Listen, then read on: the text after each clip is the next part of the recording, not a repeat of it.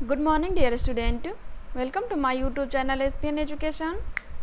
तो आज का हमारा सेशन है हिंदी चैप्टर में जो दूसरा अध्याय है वो शब्द रचना के बारे में। ठीक है, शब्द रचना के बारे में आज हम लोग पूरा डीपली अध्ययन करेंगे। ठीक है ना, एक एक टॉपिक को क्लियर करेंगे। तो आइए जानते हैं सबसे पहले कि शब्द किसे कहते हैं। शब्द किसे कहते हैं, ठीक है। एक या अधिक वर्णों से बनी हुई स्वतंत्र सार्थक ध्वनि को शब्द कहते हैं। ठीक है, एक या एक से अधिक वर्णों से बनी हुई जो स्वतंत्र ध्वनियाँ होती हैं और सार्थक ध्वनियाँ होती हैं उसी को हम लोग शब्द कहते हैं। ठीक है ना, या फिर इसका एक और परिभाषा है, निश्चित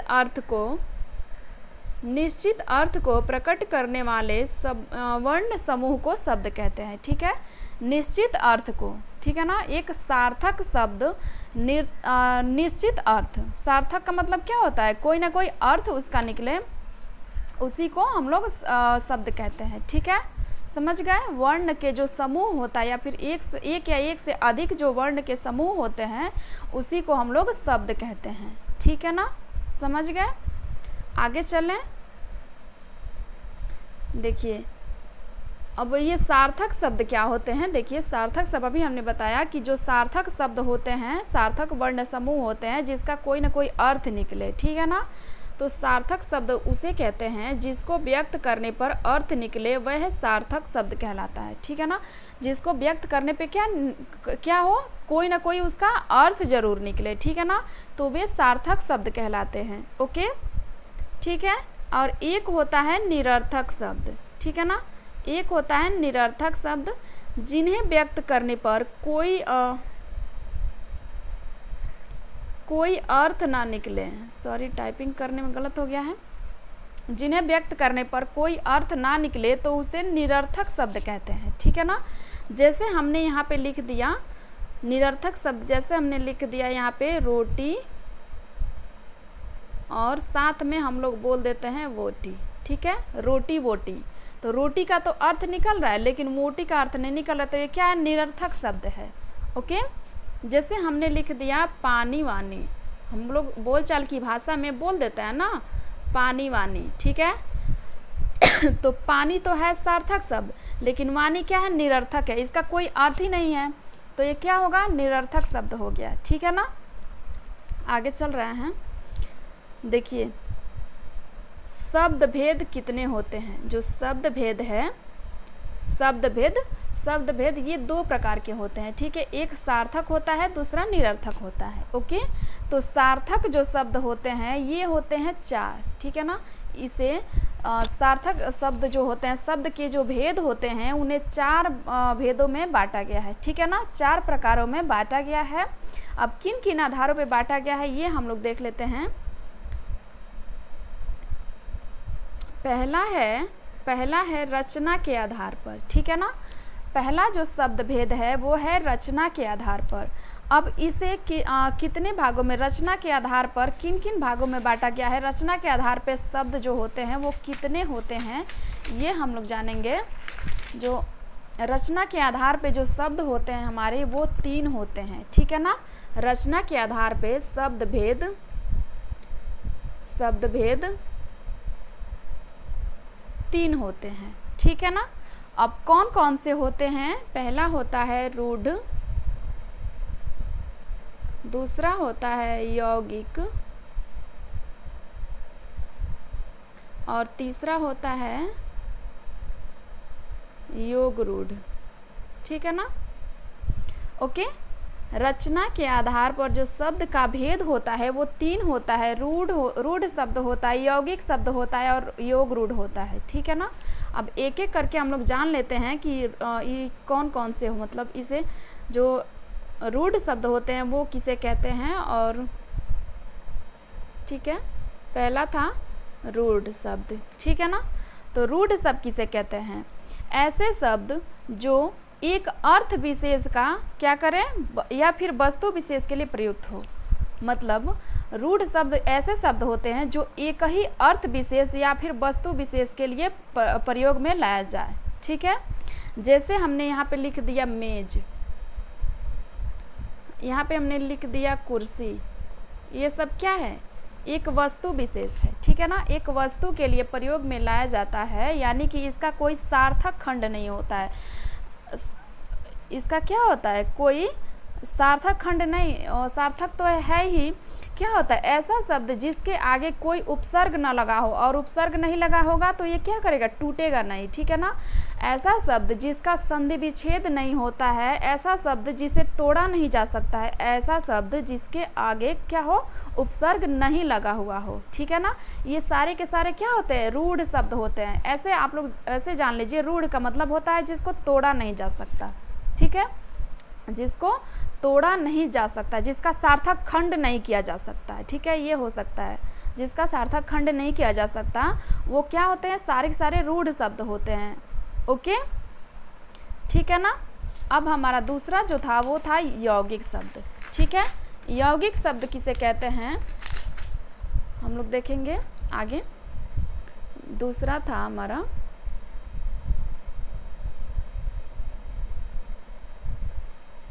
यौगिक शब्द। यौगिक शब्द किसे कहते हैं, वे शब्द जो दो या दो से अधिक शब्दों के योग से बने हुए होते हैं। यौगिक का मतलब योग हो गया, योग का मतलब जोड़ना, ठीक है। तो क्या हुआ, वे शब्द जो दो या दो से अधिक शब्दों से मिल करके बने हुए होते हैं उन्हें यौगिक शब्द कहते हैं, ठीक है। जैसे कि इसका क्या हुआ, इसका संधि विच्छेद हो सकता है क्योंकि ये दो शब्दों से मिल करके बना हुआ शब्द है, ठीक है। जैसे हिमालय, हमने लिख दिया यहाँ पे हिमालय, तो इसका संधि विच्छेद भी हो सकता है, इसके आगे इसमें क्या होता है, इसका सार्थक खंड भी हो सकता है, ठीक है ना, इसे तोड़ा भी जा सकता है क्योंकि ये यौगिक है, दो वर्णों से दो शब्दों से मिल करके बना हुआ शब्द है, ये यौगिक शब्द है।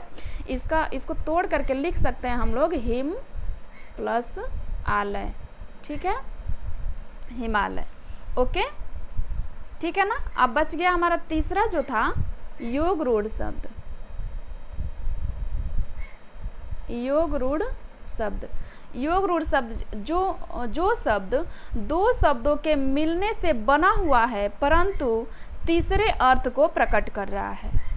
योग रूढ़ का मतलब ये होता है क्योंकि ये यौगिक भी होता है और रूढ़ भी होता है, ठीक है ना, ये दोनों होता है। जैसे कि जब कोई रूढ़ शब्द क्या करे, तीसरे अर्थ को प्रकट करे, वे क्या होते हैं, योग रूढ़ कहलाते हैं, ठीक है ना। जैसे कि यहाँ पे हमने लिख दिया एग्जाम्पल के थ्रू गजानन, तो ये क्या हो रहा है, ये योग रूढ़ है, ये रूढ़ है, ये सार्थक अर्थ को प्रकट कर रहा है, ये तीसरे अर्थ को प्रकट कर रहा है। गजानन का मतलब क्या होता है, गणेश जी, ठीक है ना, ये तीसरे वर्ण की तरफ इंगित कर रहा है, तीसरे शब्द को अर्थ को प्रकट कर रहा है, तो ये क्या होगा, योग रूढ़ शब्द होगा, ठीक है ना। जैसे दशानन जो बहुब्रीहि समास में होता है ना, वो सारे एग्जाम्पल योग रूढ़ होते हैं, ठीक है, समझ गए। अब दूसरे के तरफ चलते हैं हम लोग। दूसरा जो शब्द का भेद था उत्पत्ति के आधार पर शब्द के भेद, ठीक है। पहला हमारा था रचना के आधार पर। रचना के आधार पे जो होते हैं वो तीन होते हैं, रूढ़, यौगिक और योग रूढ़, ठीक है। अब दूसरा हमारा है उत्पत्ति के आधार पर, ठीक है, उत्पत्ति के आधार पर शब्द भेद, ठीक है। ये उत्पत्ति के आधार पे जो शब्द भेद होते हैं वो कितने होते हैं, वे होते हैं 4, ठीक है, 4 होते हैं। कौन कौन से होते हैं, इसमें 5 होते हैं लेकिन हमें लिखवाया और पढ़ाया जाता है सिर्फ 4, ठीक है, क्योंकि अभी बता रहे हैं हम। देखिए कि इसमें देखिए पहला होता है तत्सम, दूसरा होता है तद्भव, तीसरा होता है देशज, चौथा होता है विदेशज,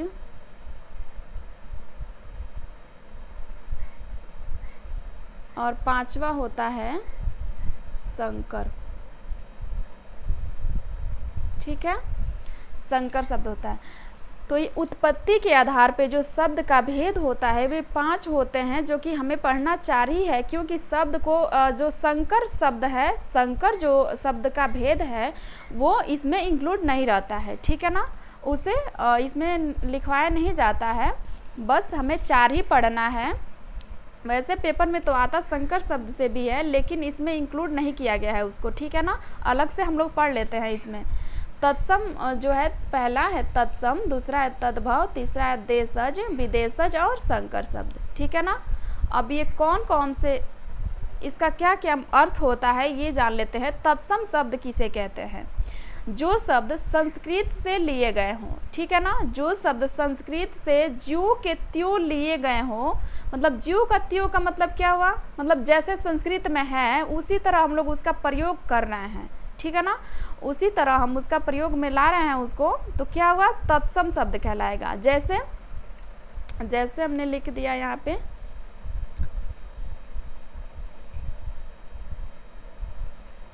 तत्सम, जैसे हमने लिख दिया यहाँ पे भूमि, ठीक है, जैसे हमने लिख दिया यहाँ पे बालक, जैसे राष्ट्र,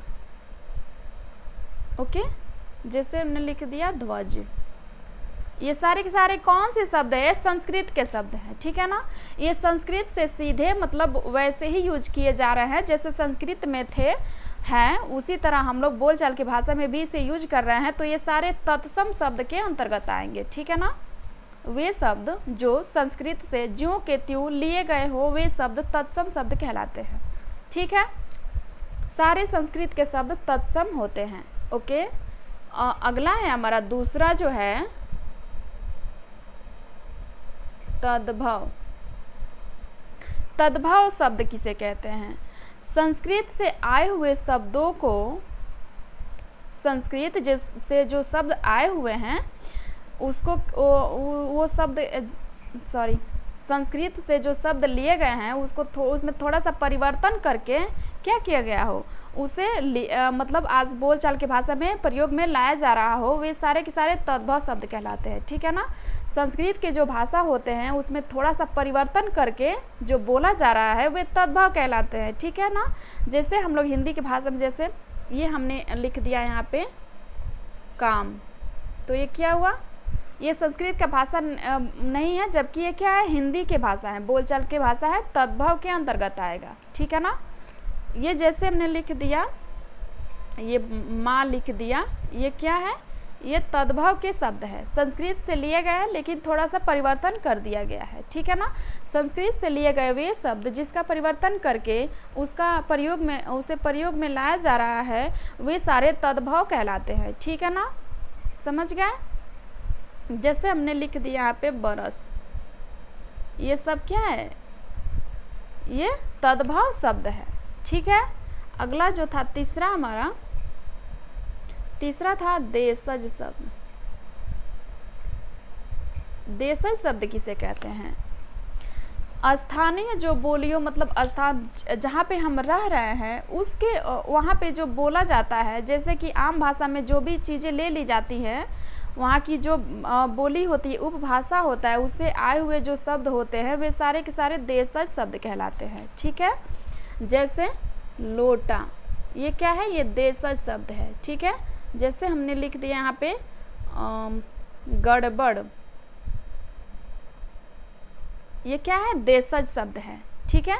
जैसे हमने लिख दिया यहाँ पे खाट, ये देशज शब्द है, देसी भाषा है, ठीक है ना।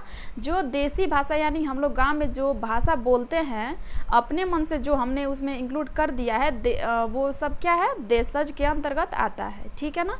जैसे हमने यहाँ पे लिख दिया पगड़ी, ये सब कहीं से आया हुआ नहीं है, कहीं से लिया नहीं गया, ये स्थानीय भाषा है, ठीक है ना। स्थानीय भाषा है, उपभाषा है, ये सारे के सारे देशज भाषा के अंतर्गत आएंगे, ठीक है, देशज शब्दों के अंतर्गत आएंगे, ओके। अगला था विदेशज। विदेशज या आगत, इसे हम लोग आगत भी कहते हैं, ठीक है ना। विदेशज या आगत शब्द जो होते हैं वे कौन से होते हैं? जो भाषा जो शब्द किसी दूसरे देश के भाषा से लिया गया हो, स्वीकार कर लिया गया हो, वे सारे के सारे क्या होते हैं? विदेशज या फिर आगत, यानी आगत का मतलब आया हुआ दूसरे देशों से, ठीक है। दूसरे देशों से, दूसरे देशों के भाषा से लिए गए शब्दों को स्वीकार कर लिया गया हो, वे सब विदेशज शब्द, आगत शब्द कहलाते हैं, ठीक है ना। वे शब्द क्या होते हैं? देशज शब्द या विदेशज शब्द या फिर आगत शब्द कहलाते हैं, ठीक है। जैसे ये नहीं कि केवल इंग्लिश से ही नहीं, बहुत सारे तुर्की, फ्रांस, पुर्तगाली, मतलब बहुत सारे देशों से लिए गए जो शब्द हैं वे सारे के सारे विदेशज के अंतर्गत आएंगे, ठीक है ना। जैसे लिख दिया हमने कैंची, ये क्या है? विदेशज है। जैसे हमने लिख दिया यहाँ पे लालटेन, ठीक है ना। ये लिख दिया हमने टाइम, ये क्या है? विदेशज है। यहाँ पे लिख दिया हमने जो कि कागज, ऑफिस, सारे के सारे क्या है? आगत शब्द है, ठीक है ना। आगत शब्द है, विदेशज शब्द है, दूसरे देशों से लिए गए शब्द है, ठीक है, समझ गए? ओके, आगे चलते हैं हम लोग। पांचवा था हमारा संकर शब्द, ठीक है ना। संकर शब्द वे होते हैं जो दो भाषाओं से मिल करके बना हुआ शब्द जो होता है वो संकर शब्द होता है, ठीक है ना। दो भाषा का मतलब होता है, जैसे हमने लिख दिया यहाँ पे लिख दिया हमने किताब,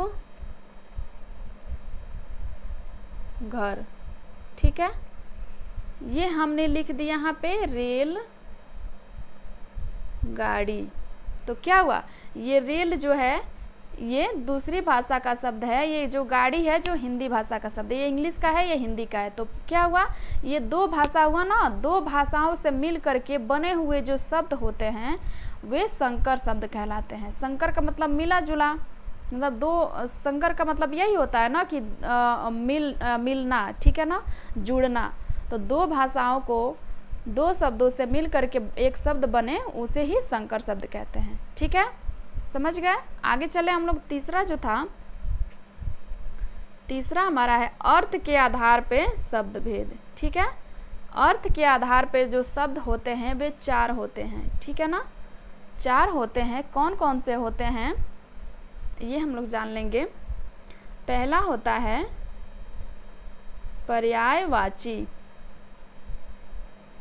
पर्यायवाची शब्द। दूसरा होता है विपरीतार्थक,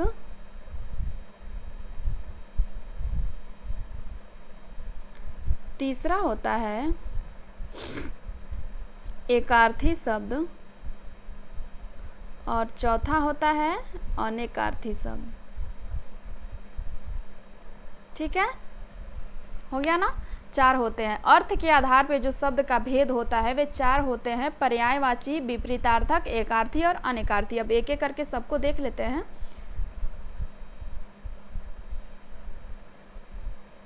पहला था पर्यायवाची।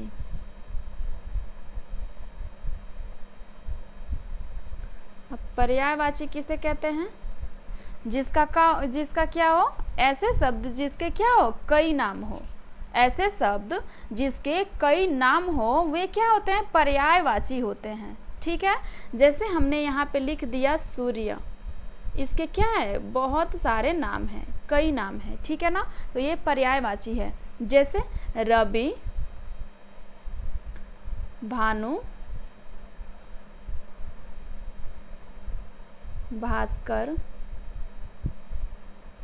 दिनकर, दिवाकर, प्रभाकर। सॉरी, कट गया सारा। जैसे सूर्य का हमने लिख दिया था यहाँ पे पर्यायवाची में, सूर्य का हमने लिखा था रवि, भानु, भास्कर, दिवाकर, प्रभाकर, दिनकर, सभी के सभी क्या है? सूर्य के पर्यायवाची है। और पर्यायवाची का मतलब यही होता है कि एक ऐसे शब्द जिसके क्या हो? कई नाम हो, कई अलग अलग नाम हो, वे सारे के सारे पर्यायवाची के अंतर्गत आते हैं, ठीक है ना। और दूसरा था हमारा, दूसरा जो था वो विपरीतार्थक था, ठीक है।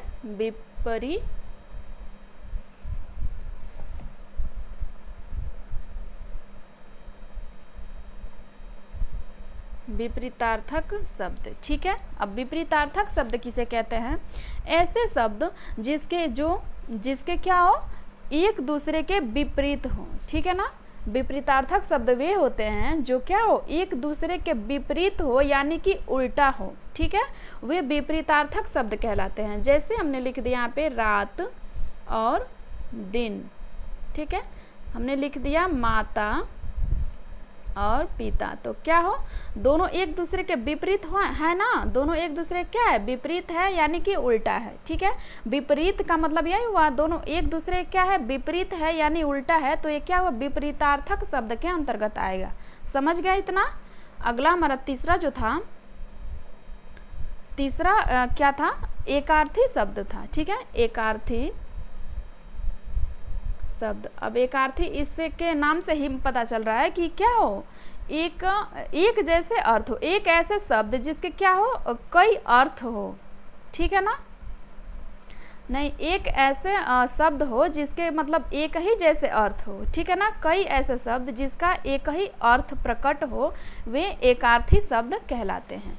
ठीक है ना, एकार्थी शब्द वे होते हैं जिनका अर्थ क्या हो, एक जैसे हो, यानी कि वो कई नाम हो लेकिन सारे के सारे का अर्थ क्या हो, एक हो। ठीक है ना, एक ही चीज़ को प्रकट कर रहा हो, वे एकार्थी शब्द कहलाते हैं। जैसे यहाँ पे ये अंश लिखा हुआ है और एक ये भी अंश लिखा हुआ है, तो दोनों के दोनों क्या है, दोनों के अर्थ एक ही है ना, बस नाम अलग अलग है लेकिन क्या हो, उसका अर्थ एक ही हो, तो वो एकार्थी शब्द के अंतर्गत, एकार्थी मतलब एक अर्थ हो। ठीक है, समझ गए? अगला था हमारा चौथा नंबर,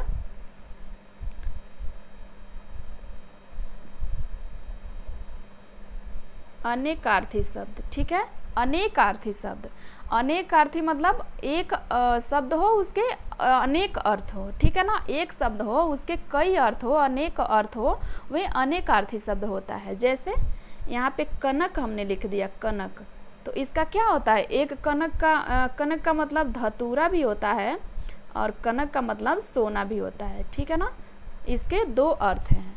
ठीक है, एक कनक यानी एक शब्द है, इसके अर्थ क्या है, दो है। ठीक है ना, दो है, तो ये क्या हुआ, अनेकार्थी शब्द हो गया। जैसे एक और है, जैसे यहाँ पे हमने लिख दिया, यहाँ पे द्विज, द्विज लिख दिया, तो द्विज का मतलब होता है पक्षी भी होता है, द्विज का मतलब ब्राह्मण भी होता है और दांत भी होता है। ठीक है, समझ गए? द्विज का मतलब इतने सारे अर्थ होते हैं, तो क्या हुआ, ये अनेकार्थी शब्द के अंतर्गत आएगा। ठीक है ना, समझ गए? अब अगला जो हमारा था चौथे नंबर का,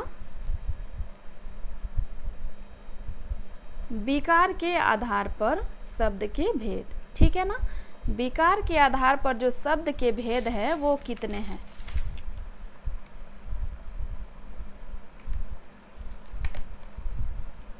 विकार के आधार पे शब्द के जो भेद होते हैं वे दो होते हैं। ठीक है, विकार या प्रयोग के आधार पे शब्द के जो भेद होते हैं वो दो होते हैं। ठीक है, और कौन कौन से होते हैं? पहला होता है विकारी शब्द, दूसरा होता है अविकारी शब्द। ठीक है, विकारी और अविकारी। ठीक है, अब हम लोग एक एक करके देख लेते हैं कि विकारी और अविकारी किसे कहते हैं। ठीक है, पहला था हमारा विकारी शब्द किसे कहते हैं? विकार का अर्थ होता है विकृत रूप। ठीक है ना, विकार का ऐसा अर्थ होता है, क्या होता है? विकृत रूप, विकृत यानी बदल जाना। ठीक है ना, जिसका जिसके अर्थ में क्या हो, परिवर्तन हो जाए, बदल जाए, वे क्या होगा? विकारी शब्द कहलाएंगे। ठीक है, जैसे हमने यहाँ पे लिख दिया, माता पिता, भाई बहन। ठीक है, ये सब विकारी शब्द के अंतर्गत। और विकारी शब्द में क्या होता है? सारे के सारे जो संज्ञा, सर्वनाम, विशेषण और क्रिया, ये चार होते हैं। विकारी शब्द जो होते हैं चार प्रकार के, उसके भी चार भेद होते हैं। संज्ञा, सर्वनाम, सर्वनाम विशेषण और चौथा क्रिया। ठीक है, ये शब्द क्या होते हैं, विकारी शब्द के अंतर्गत आते हैं। ठीक है ना, संज्ञा के स्थान पे अगर कोई रखा जाए, कोई शब्द अगर रखा जाए, वे विकारी शब्द होते हैं। सर्वनाम सारे के सारे विकारी शब्द हैं, विशेषण सारे के सारे विकारी हैं और क्रिया भी विकारी शब्द है। ठीक है ना, अब अविकारी के शब्द की तरफ चलते हैं। दूसरा जो है अविकारी था,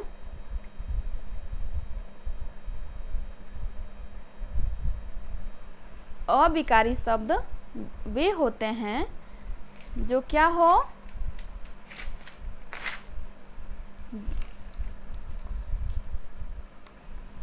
अविकारी शब्द वे होते हैं जो प्रयोग के आधार पे अपना अर्थ नहीं बदलते हैं। ठीक है ना, अविकारी शब्द वे होते हैं जो अपना अर्थ कभी बदलते नहीं हैं, वे अविकारी शब्द कहलाते हैं। ठीक है ना, जैसे इसमें होता है क्रिया विशेषण। ठीक है, ये भी 4 होता है। पहला होता है क्रिया विशेषण, दूसरा होता है संबंध बोधक,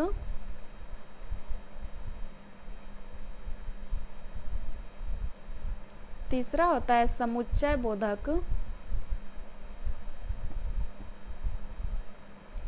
चौथा होता है विस्मयादि बोधक। ठीक है, अब क्रिया विशेषण जो होता है, जो क्रिया विशेषण के अर्थ के स्थान पे जो रखा जाता है शब्द, वे अविकारी शब्द कहलाते हैं। ठीक है, संबंध बोधक का मतलब किसी को किसी दो शब्दों को जोड़ करके, दो वाक्यों को जोड़ करके बनाया जाता है, उसमें जो संबंध स्थापित किया जाता है, वे अविकारी शब्द कहलाते हैं। इसमें जो इसका एग्जाम्पल है हे, अरे, भो, लेकिन, किंतु, परंतु, ये सारे के सारे अविकारी शब्द के अंतर्गत आते हैं, जो कि अपना अर्थ कभी परिवर्तित नहीं करते हैं। ठीक है, समुच्चय का मतलब जो जैसे और, लेकिन, और, तथा, ये सब क्या होते हैं, समुच्चय। यानी समुच्चय का मतलब बांधना, जोड़ना, एक दूसरे को आपस में जोड़ करके रखना शब्द के अंतर्गत आता है। ठीक है ना, और विस्मयादि बोधक जो होता है, जो जितने भी कारक चिन्ह होते हैं, वे सारे के सारे विस्मयादि बोधक शब्द के अंतर्गत आते हैं। ठीक है, और ये सभी अविकारी शब्द हैं। ओके, और एक और है जो हम लोग इसी के अंतर्गत पढ़ते हैं, उसको भी हम लोग देख ले रहे हैं। एक और होता है, इसको 5वें नंबर के अंतर्गत रख ले रहे हैं, काव्य शास्त्रीय अर्थ के आधार पर शब्द भेद। ठीक है, काव्य शास्त्रीय अर्थ के आधार पर शब्द के भेद, ये कितने होते हैं, इसके भी 3 भेद होते हैं। ठीक है ना, इसके भी 3 भेद होते हैं। कौन कौन से होता है, जो अभिधा, लक्षणा और व्यंजना, 3 जो होते हैं ना, अभिधा, पहला होता है अभिधा, दूसरा होता है लक्षणा, तीसरा होता है व्यंजना। ठीक है, ये तीनों के तीनों शब्द का जो अभिधा रूप होता है, शब्द का लक्षणा रूप, शब्द का व्यंजना रूप, तीनों के तीनों क्या होते हैं, काव्य शास्त्रीय अर्थ के आधार पर शब्द के भेद हैं। ठीक है, एक एक करके हम लोग देख ले रहे हैं। पहला जो था अभिधा।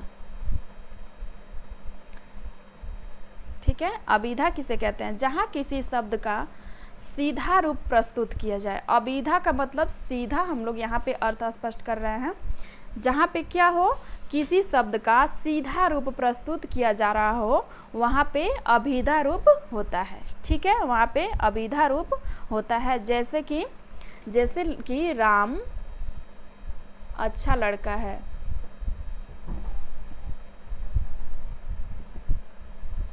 लड़का है, ये क्या हुआ, सीधा रूप हम लोग प्रस्तुत कर दिए ना, तो ये क्या हुआ, अभिधा के अंतर्गत आएगा। ठीक है ना, जहाँ पे क्या हो, किसी शब्द को पर्टिकुलर रूप को क्या किया जाए, जैसे कि तैसे रखा जाए, यानी कि सीधा रूप प्रस्तुत किया जाए, वहाँ पे अभिधा होता है। ठीक है ना, अभिधा होता है। दूसरा था लक्षणा।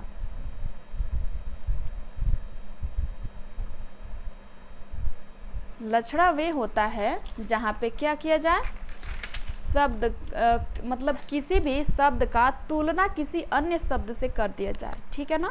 जहाँ पे किसी शब्द का तुलना किसी अन्य शब्द से कर दिया जाए वहाँ पे लक्षणा होता है। लक्षणा का मतलब हम यहाँ पे अर्थ स्पष्ट करेंगे कि लक्षण बताना, ठीक है ना, उसका लक्षण बताना, उसकी क्वालिटी को बताना, ये क्या हुआ लक्षणा शब्द रूप के अंतर्गत आएगा, ठीक है। जैसे किसी भी शब्द का हम लोग क्या करें, दूसरे शब्द से तुलना करना, ठीक है, वहाँ पे लक्षणा शब्द होगा। जैसे कि हमने यहाँ पे लिख दिया सीता का मुख चंद्रमा के समान है, ठीक है, सीता का मुख चंद्रमा के समान है। तो ये क्या हुआ, हमने सीता का जो मुख है वो उसका तुलना हमने किससे कर दिया, चंद्रमा से कर दिया, ठीक है ना।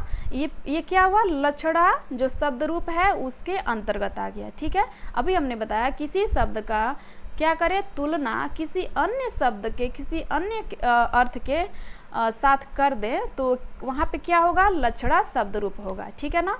तो हमने कर दिया ना, सीता का जो मुख है वो चंद्रमा के समान है, ठीक है। तो हमने दूसरों से तुलना कर दिया तो यहाँ पे क्या हुआ, लक्षणा शब्द रूप होगा, ओके। तीसरा जो था व्यंजना, ठीक है, व्यंजना शब्द रूप यहाँ पे ये होता है जहाँ पर क्या हुआ, शब्द में व्यंग डालना, मतलब किसी शब्द में क्या हुआ, व्यंग यानी हंसी उत्पन्न कर दिया जाए, वहाँ पे क्या होगा, जैसे कि किसी के मतलब कोई किसी काम में बहुत कमज़ोर है तो वहाँ पे वो डायरेक्ट ना बोल करके कुछ और ऐसा बोला जाए जो उसका मतलब उससे मिलता जुलता हो, ठीक है ना, जहाँ पे थोड़ा सा हंसी वाला हो, व्यंग डालना क्या होता है, व्यंजना होता है, ठीक है ना। व्य से व्यंग हम लोग इसमें इंक्लूड कर सकते हैं इसका परिभाषा समझने के लिए, ठीक है ना। तो इसका अर्थ इसका जो एग्जाम्पल है वे है, जैसे कि हमने लिख दिया मोहन कक्षा में गोबर गणेश है। अब इसका अर्थ क्या हुआ, गोबर गणेश का मतलब क्या हुआ, यही ना कि वो कक्षा में क्या है, सबसे कमज़ोर विद्यार्थी है, ठीक है ना। कक्षा में मोहन जो है सबसे कमज़ोर विद्यार्थी है, तो हमने कमज़ोर विद्यार्थी न लिख करके क्या लिख दिया, गोबर गणेश है, ठीक है। तो ये क्या कर रहा है, अर्थ के जो व्यंजना रूप को है वो प्रदर्शित कर रहा है, ठीक है। थोड़ा सा व्यंग डाल देना, ये क्या होता है, व्यंजना का परिभाषा होता है, समझ गए, ठीक है ना। तो क्लियर है, इतना सबको क्लियर है ना, ठीक है। तो आज हम लोग इतना ही पढ़े, कल अगला चैप्टर हम लोग शुरू करेंगे, ठीक है। Okay, bye bye.